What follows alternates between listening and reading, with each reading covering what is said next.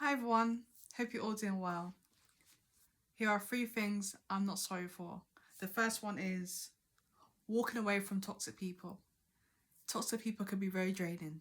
They can be very, very draining, and they have the crabs in the barrel mentality. They're selfish, they're self centered, and they think everything's about them. And that is so dangerous. That could really destroy your self esteem and self worth. Someone that's so evil and selfish and just use up all your energy, very exploitive, and see you as an object. That could be really, really painful, because it's like you can't grow from that environment. You can't grow from somebody that's trying to tear you down. They're trying to sabotage you. They're trying to seek all your weaknesses and try to find everything that's weak about you, so you can just sabotage yourself and self destruct. And it's so important to walk away from people like that. It's so unhealthy. They might try to work curse you, gaslight you, and put you down, and just put you down so much times. You might try to second guess yourself and think, oh, maybe I'm not good enough. And that's so dangerous, because these people are very bitter. They're so frustrated with life, and they're so bitter, and I want you to go down with them. They want you to think, you know what, why don't you just be like me? Why don't you just be desperate like me and just be rude and just take out on people? But it's so important to walk away from people that are very, very toxic. Word curses, witchcraft, gaslighting, trying to make you feel like you're crazy. It's very dangerous. It's programming, it's brainwashing, and you have to be very careful with people that try to brainwash you and put you down and make you second guess yourself, because they're looking for a puppet. They're looking for someone they can use and exploit, and it's so dangerous. People don't have empathy and compassion. They just completely use you as an object, and it says in the Bible not to exploit orphans and the widows, and they don't seem to care about that. They're very immoral and selfish and self-centered. So the next one is not tolerating abuse. Not tolerating abuse.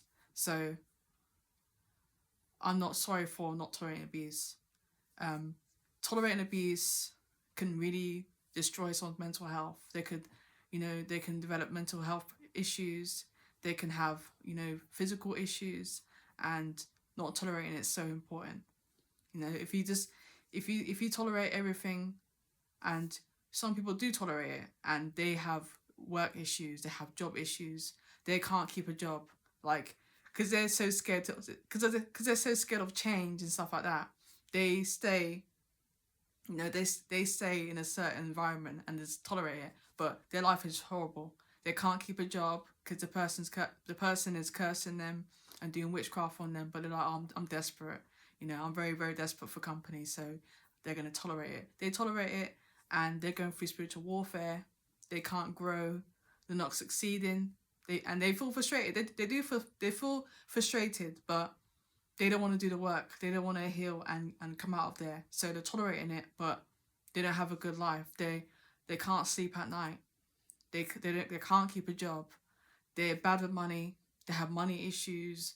They've got health issues, but because they're tolerating it, they think they're winning. They think that, oh, I'm brave, but they're not really living their life. They're very miserable, and they're very sad, and they feel powerless.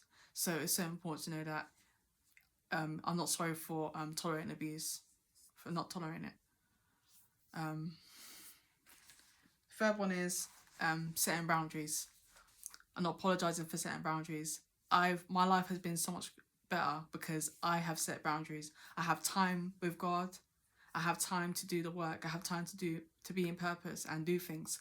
Boundaries are so important, because some people, they're very, very heartless and selfish. It's their world. You just live in it.